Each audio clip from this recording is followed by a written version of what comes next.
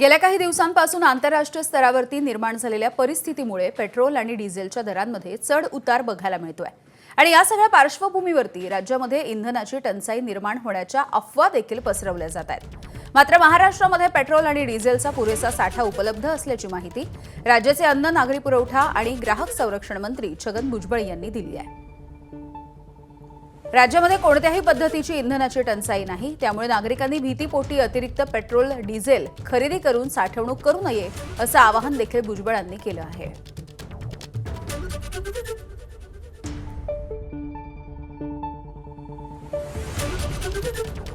मेच्या पहिल्या पंधरवड्यामध्ये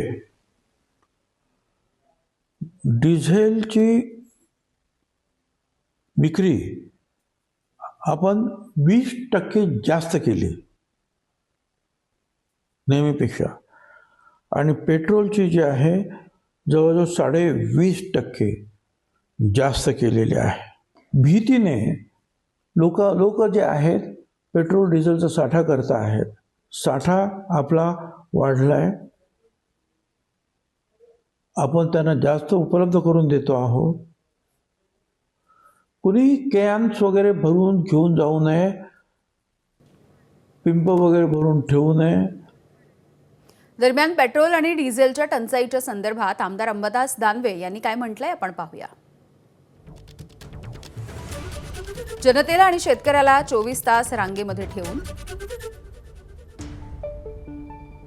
जनतेला छळण्यात सरकारला कोणता असुरी आनंद मिळतोय?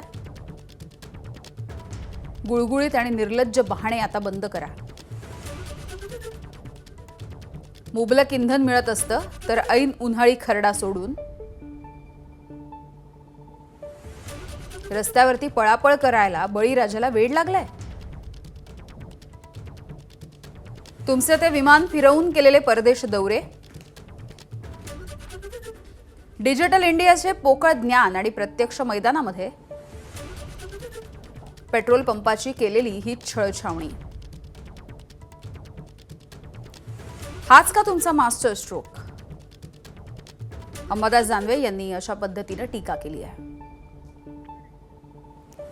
बीड जिल्ह्यामधल्या ग्रामीण भागामध्ये इंधनाच्या टंचाईचा तुटवडा किंवा हा प्रश्न सध्या गंभीर बनलेला आहे आणि विशेषतः ट्रॅक्टर चालकांना सध्या या सगळ्यात जास्त फटका बसतोय।